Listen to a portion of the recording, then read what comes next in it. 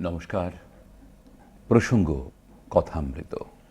ओम तव कथामृतं तप्तजीवनं कविभिरीडितं कलमशापहं श्रवणमङ्गलं श्रीमदाततं भुवि गृह्णन्ति ये भूरिदा जनाः।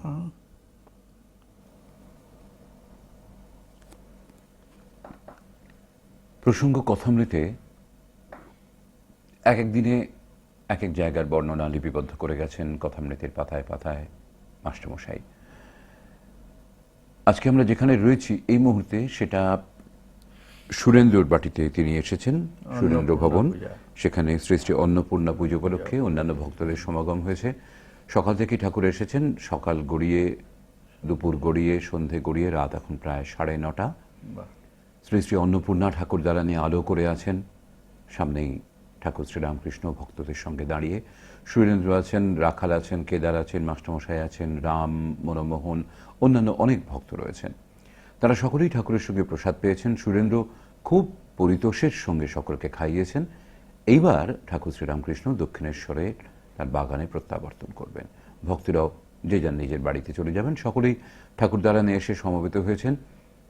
ঠাকুরকে সুরেন্দ্র বললেন, আজ কিন্তু মায়ের নাম একটিও হলো না। ঠাকুর বললেন প্রতিমাকে দেখিয়ে, আহা কেমন দালানের শোভা হয়েছে, মা যেন আলো করে বসে আছেন। এরূপ দর্শন করলে কত আনন্দ হয়, ভোগের ইচ্ছা শোক এসব পালিয়ে যায়। তবে নিরাকার কি দর্শন হয় না? তা নয়, বিষয় বুদ্ধি একটুও থাকলে হবে না। ঋষিরা সর্বত্যাগ করে অখণ্ড সচ্চিদানন্দের চিন্তা করেছিলেন। ইদানিং ব্রহ্মবিজ্ঞানীরা অচল ঘন বলে গান গায়, আমার আলুনি লাগে। যারা গান গায় যেন মিষ্ট রস পায় না। চিটে গুড়ের পানা নিয়ে ভুলে থাকলে মিছরির পানার সন্ধান করতে ইচ্ছে হয় না। তোমরা দেখো কেমন বাহিরে দর্শন করছো আর আনন্দ পাচ্ছ। যারা নিরাকার নিরাকার করে কিছু পায় না, তাদের না আছে বাহিরে না আছে ভিতরে। ঠাকুর মার নাম করে গান ধরলেন। মাগো আনন্দময়ী হয়ে আমায় নিরানন্দ করোনা, ও দুটি চরণ বিনে আমার মন অন্য কিছু আর জানে না। মাগো আনন্দময়ী হয়ে আমায় নিরানন্দ করোনা। খুব সুন্দর, মানে গানগুলো যখনই আসে কথার যে নির্মলতা স্বচ্ছতা ভারী মনকে কিরকম অভিমানে বলছেন, ওই যে ভবানী বলিয়ে দেখুন একটা লাইন আছে, তপন তনয় আমায় মন্দ কয়, কি দোষে তা তো জানি না, আমার তো কোনো দোষ ভবানী বলিয়ে ভবে যাব চলে, মনে ছিল এই বাসনা। অকুল পাথারে ডুবাবি আমারে, স্বপনেও তা তো জানি না। সুন্দর কথা। অহরহ নিশি শ্রী দুর্গা নামে ভাসি, তবু দুঃখ রাশে গেল না। এবার যদি মরি ও হর সুন্দরী, তোর দুর্গা নাম কেউ আর লবে না। কি খুব কি অভিমান, মানে আমি আছি বলেই তুমি আছো এমন একটা ভাব। আমি যদি চলে যাই তোমার নামটা কে করবে গো? একটু অভিমান বসেই হয়তো করছেন। আবার গাইছেন সেই দুর্গা নামই করছেন। বল বল রে দুর্গা নাম, ওরে আমার মন রে। দুর্গা দুর্গা দুর্গা বলে পথে চলে যায়, শুলহস্ত শুলপানি রক্ষা করেন তাই। তুমি দিবা তুমি সন্ধ্যা তুমি সে যামিনী, কখনো পুরুষ কখনো কামিনী।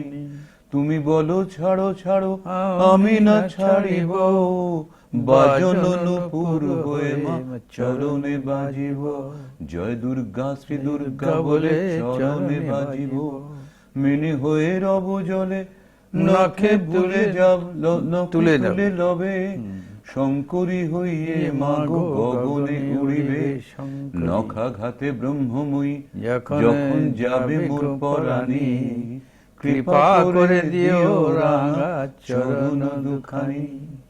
মানে শেষ মুহূর্ত পর্যন্ত আর কিছু চাই না, ওই রাঙা চরণ দুটো খালি আমার। ওই যে বললেন ও দুটি চরণ বিনে আমার মন অন্য কিছু আর চায় না। এই যে ভাবটা কাছাকাছি, সেই একই একই ভাব। আবারও প্রতিমার সম্মুখে দাঁড়িয়ে ঠাকুর রামকৃষ্ণ প্রণাম করলেন। এইবার সিঁড়িতে নামবার সময় ডেকে বলছেন, ও রাজু অর্থাৎ কিনা ও রাখাল, জুতো সব আছে না হারিয়ে গেছে? কোডে বলছেন, কোড ল্যাঙ্গুয়েজ। ঠাকুর গাড়িতে উঠলেন, সুরেন্দ্র প্রণাম করলেন, অন্যান্য ভক্তরাও প্রণাম করলেন। রাস্তায় চাঁদের আলো এখনো আছে। ঠাকুরের গাড়ি দক্ষিণেশ্বর অভিমুখে যাত্রা করল। এই যে এক ভক্তের বাড়িতে এসেছিলেন, সেখানে অন্নপূর্ণা পূজা উপলক্ষে খুব সুন্দর যে কথাগুলি বললেন, এই আজকের দিনের কথা দু একটা এমনি আলোচনা করা যায়।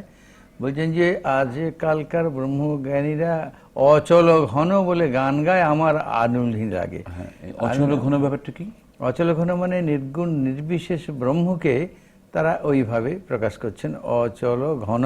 মানে তার একটা ঘনত্ব আছে, কিন্তু অচল। আরে সেই আমি একদিন বলেছিলাম না, ওদের গান একজন ঠাট্টা করে বলছিল যে গান তো গায়, আমার মাথা নত করে দাও হে তোমার চরণ ধুলার তলে। কার চরণ? এই তো বলছো ব্রহ্ম নির্গুণ নিরাকারে। তা নিরাকার ধ্যান করছে। ঠাকুর বলতেন যে ব্রাহ্মণ সমাজে 12 বছরের ছেলেরাও নিরাকার ধ্যান করে। আরে তার মন বুদ্ধির ম্যাচুরিটিটু বা কতটুকু? সেইখানে এই এই এই যে একটা বিষম কথা হলো না, অচল ঘন। ঘনত্ব যদি হয় তার তো একটা আকার হবে, তার একটা রূপ হবে, এই একটা তার গুণ আছে।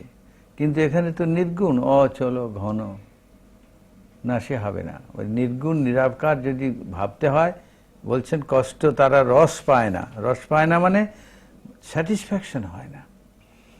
আছে যে গীতাতেই আছে, বলছেন ক্লেশোধিকতরস্তেষাম অব্যক্তাসক্ত চেতসাম অব্যক্তা হে গতির দুঃখম দেহবদ্ভিরবাপ্যতে। যতক্ষণ তোমার দেহ আছে, দেহ বুদ্ধি আছে, দেহ বোধ আছে, সুখ দুঃখ যতক্ষণ অনুভব করছো, ততক্ষণ এই যে মা আলো করে রয়েছেন দালান, মানে মূর্তি চাই, সাকার রূপে তোমাকে উপাসনা করতে হবে। কার সাকার? যারই নিরাকার তারই সাকার রূপ। কিন্তু সাকার না হলে তোমার মন ভরে না।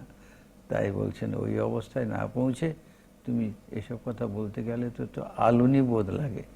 তিনি নিজে এগুলো সব ওই অবস্থাও দেখেছেন, এখানে এসেছেন ওই যে অনুলোম বিলোম। আবার এখান থেকে যখন মন সমাধিস্থ হয়ে যায় তখন সেখানে পৌঁছে যান।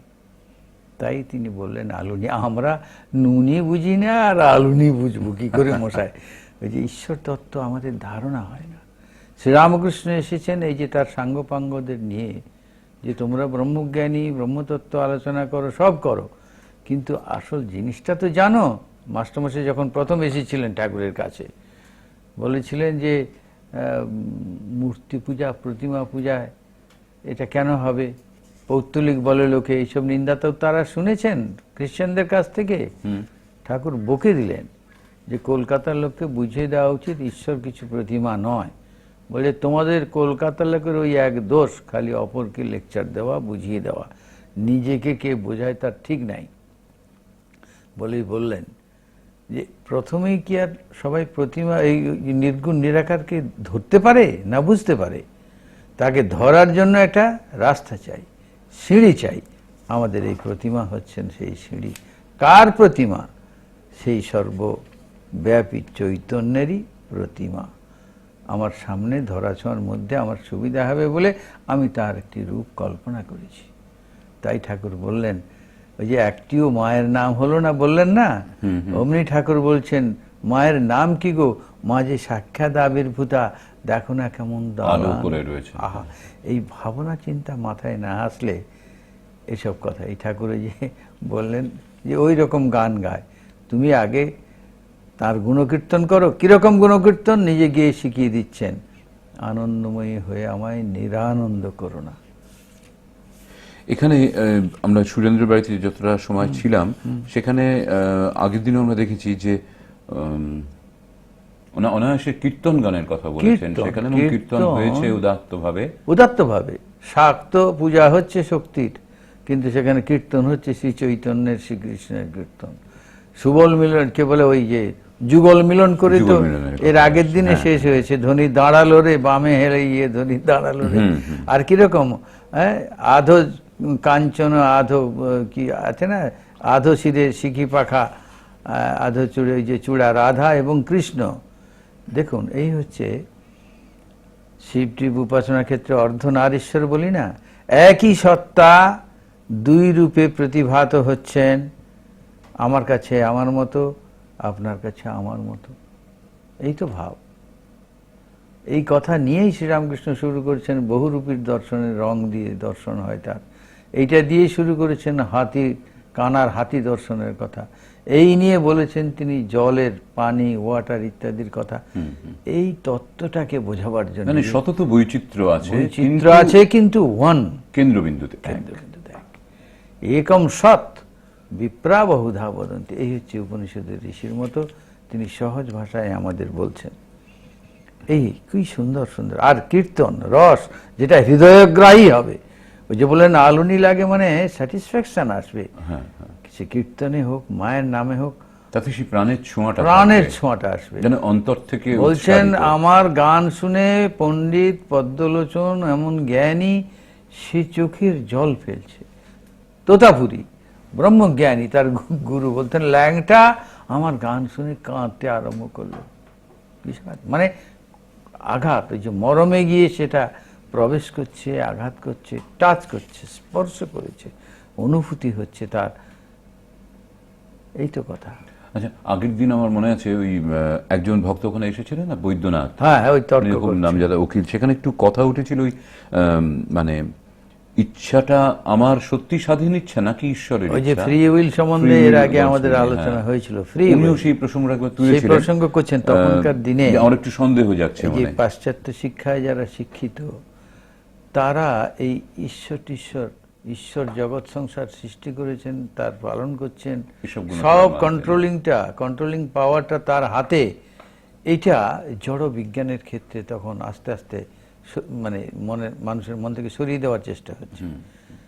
যে কোনো ধর্ম আপনি দেখুন, সবাই সেই ধর্মে বলবে আমার আল্লাহই হোক, আমার গডই হোক, আমার ভগবান ঈশ্বরই হোক, সৃষ্টি স্থিতি প্রলয়ের কর্তা, তার হাতেই সব। কিন্তু সেই ধর্মটাকে বাদ দিয়ে সমাজ যাতে চলতে পারে, জড় বিজ্ঞানের সেই প্রচেষ্টা আজও চলছে। টেস্ট টিউবে মানব সন্তানের কথা একদিন বলেছিলাম না, টেস্ট টিউবে মানব সন্তান তৈরি হচ্ছে, কিন্তু তার প্রাণ আসছে না, একটা থলথলে মাংসপিণ্ড। কি হবে?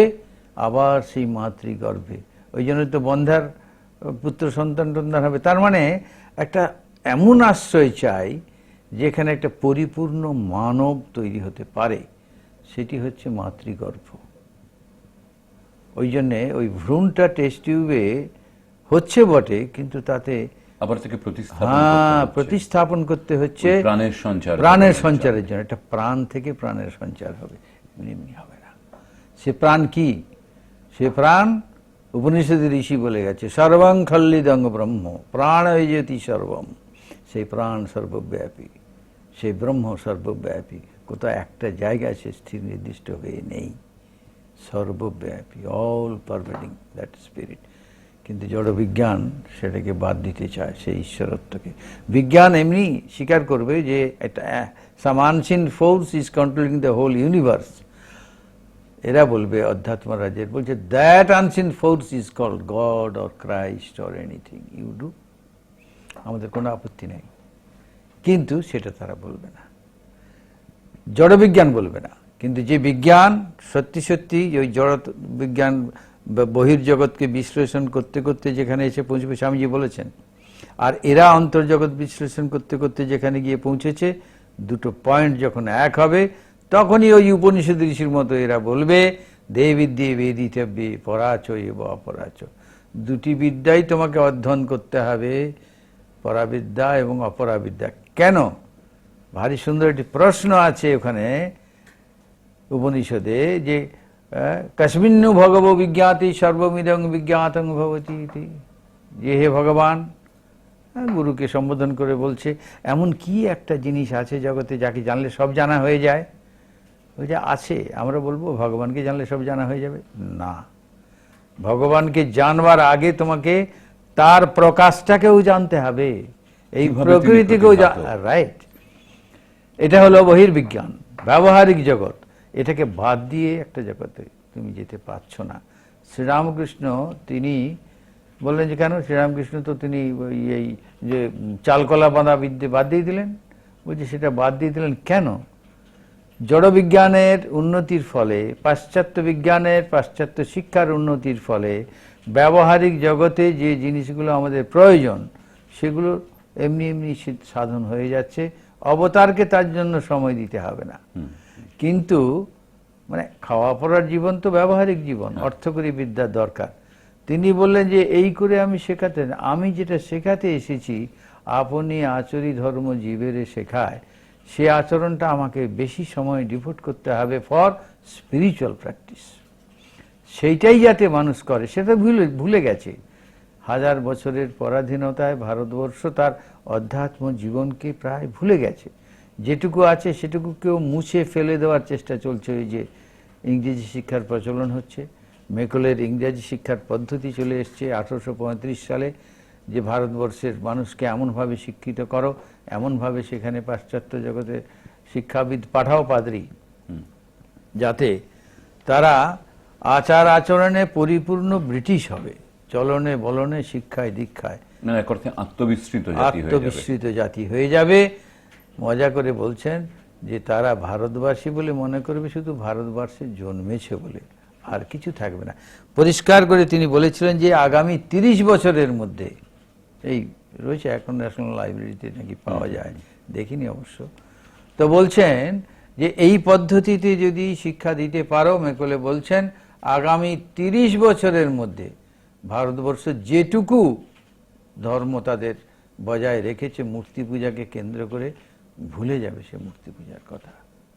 সেই পদ্ধতিটা 1835 সালে সেই চার্টার চলে এসেছে এখানে।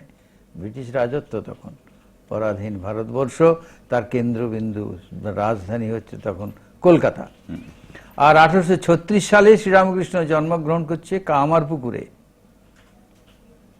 চলে এলেন 18-19 বছর বয়সে এই কলকাতায়, তার দাদার সঙ্গে ঝামাপুকুরে টোলে পড়বেন বলে।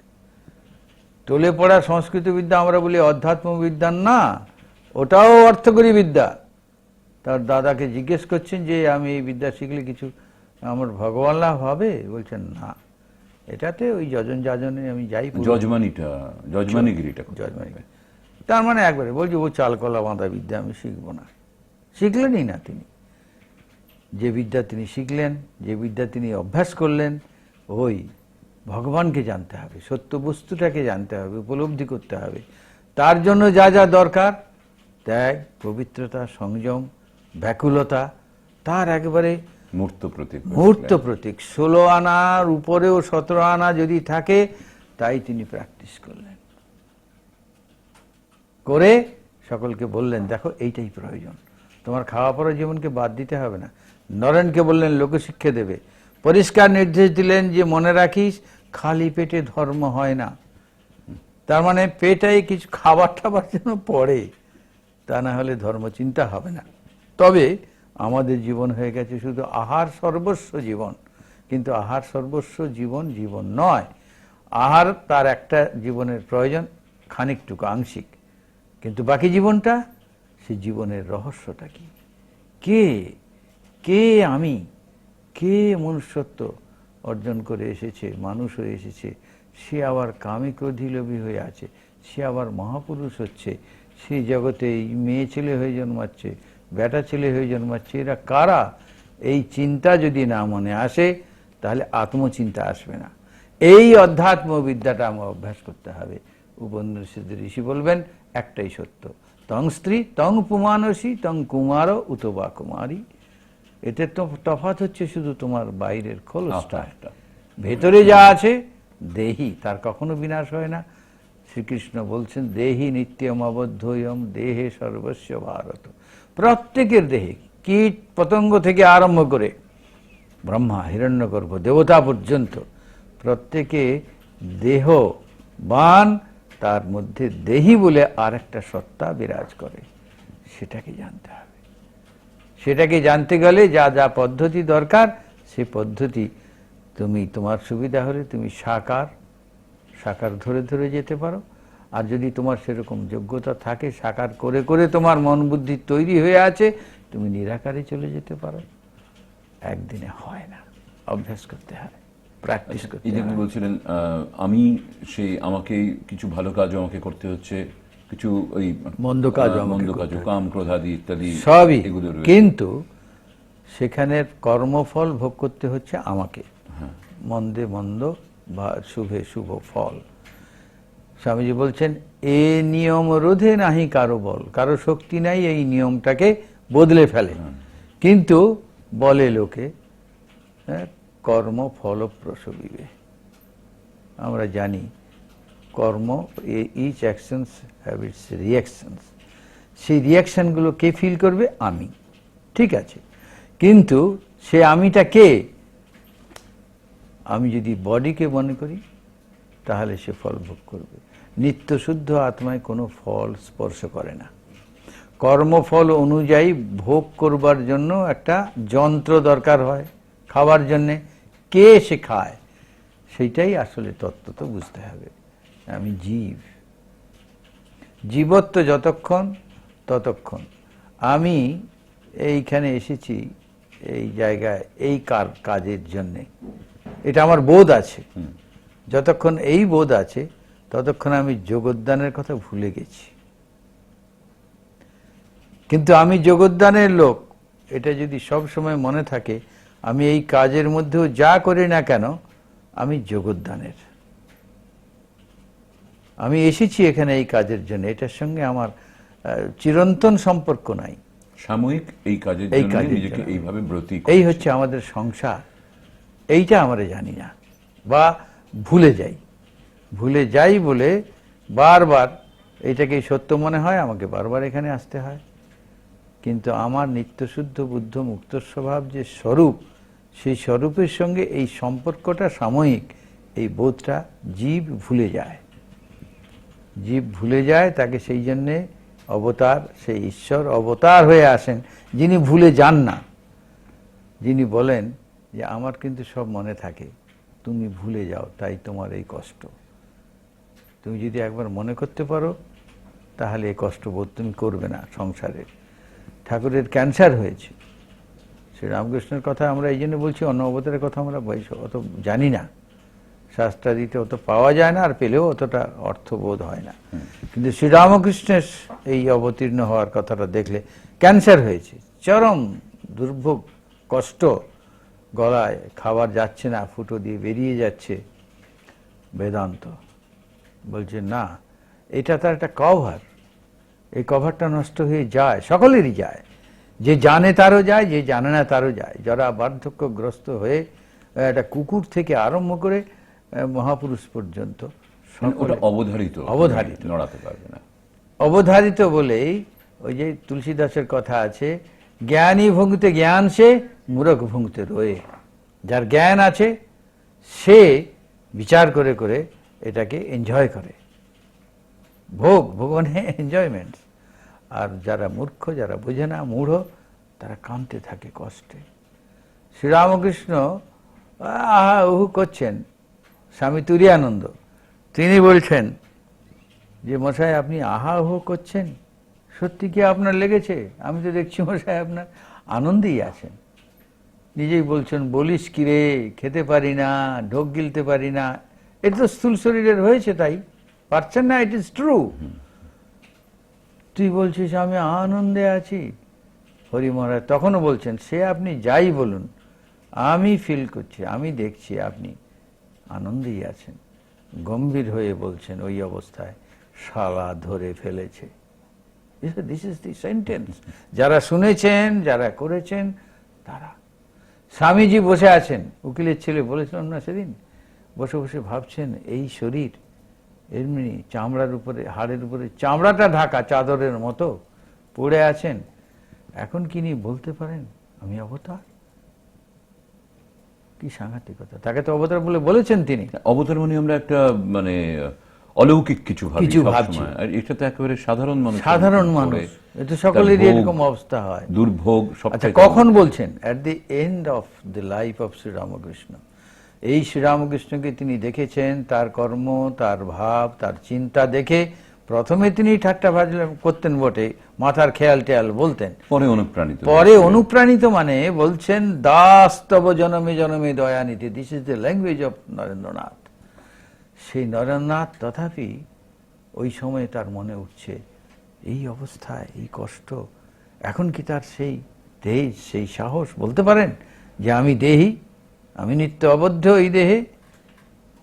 অমনি শ্রীরামকৃষ্ণ টের পেয়েছেন তার মনের কথাটা, পেয়ে বলছেন তোর এখনো সন্দেহ? কি সাংঘাতিক কথা বলুন দেখি। চমকে উঠছেন, বলছেন নিজে শরীর দেখিয়ে, যে রাম যে কৃষ্ণ ইদানিং এই শরীরে রামকৃষ্ণ। নরেন অবাক। এসব কথা এইখানেই হয়েছে, ওই কাশীপুরে শুয়ে আছেন বিছানায়, যে অবস্থায় যে নিজে চাদরটা ঢাকা দিতে পারেন না মহেন্দ্রলাল সরকার, জানলা বন্ধ করতে উঠতে পারেন না, ঠান্ডা লেগে যাবে, রোগ বেড়ে যাবে, তোমরা তার সেবা করছো বলে খুব ধন্যবাদ দিয়েছেন শ্যামপুকুর বাটিতে।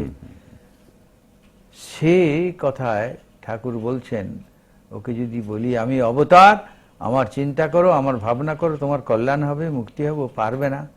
ও পাশ্চাত্য শিক্ষায়, ইংরেজি শিক্ষায় ইংলিশম্যান, ও সায়েন্স পড়েছে কিনা, ওর বুদ্ধিতে এই অবতারত্বটা আসবে না। ঠিক সে কথাই বললেন নরেন্দ্রনাথকে, ইদানিং এই শরীরে রামকৃষ্ণ, তবে তোর বেদান্তের দিক দিয়ে নয়। বেদান্ত সেই নিত্য মানে পরিপূর্ণ সত্তা সবার মধ্যে থাকে। একটা পিঁপড়ের মধ্যে যেমন অনন্ত শক্তি সম্পন্ন ঈশ্বর, তেমনি মহাপুরুষের মধ্যে সেই অনন্ত শক্তি সম্পন্ন ঈশ্বর, বেদান্ত বলবে। আর ঠাকুর বলবেন সব ঠিক, কিন্তু প্রকাশটা হচ্ছে কোথা দিয়ে? এই স্থূল শরীর। সেই স্থূল শরীর কর্মফলে সৃষ্টি হয়, বাসনা বসে জীবের কর্মফল অনুযায়ী শরীর সৃষ্টি হয়। নিত্য চৈতন্য তো সেখানে কোনো তফাৎ নাই, কিন্তু that manifest through, percolates through this instruments. 440 volt এই লাইনে সব ঠিক আছে, কি 220, কিন্তু যেখানে যেমন দরকার একটা জিরো পাওয়ারের বাল্ব লাগিয়ে দেওয়া হয়েছে, যেখানে 500 আছে, ওই শক্তির কোনো তফাৎ নাই, শক্তির প্রকাশের তারতম্য আছে। আমাদেরও এই কথামৃত পড়তে পড়তে এই পাতা থেকে, কোন পাতা থেকে কত পাওয়ার আমরা সঞ্চয় করতে পারবো নিজেরাই জানি না, কিন্তু প্রতিটি পাতার মধ্যেই, প্রতিটি লেখনের মধ্যেই সেই শক্তির প্রকাশ করছে, সেই আলোর প্রকাশ করছে, যা আমাদের জীবনে সতত পরিবর্তন আনতেই পারে, শুধু আমাদের একটু তার প্রতি অনুসারী হওয়া, অনুরাগী হওয়া। আজকের মতো প্রসঙ্গ কথামৃতের এখানেই ইতি। ওম নিরঞ্জনম নিত্যমনন্তরূপম ভক্তানুকম্পাধৃত বিগ্রহং বৈ ঈশাবতারম পরমেশমিড্যম তং রামকৃষ্ণম শিরসা নমামঃ।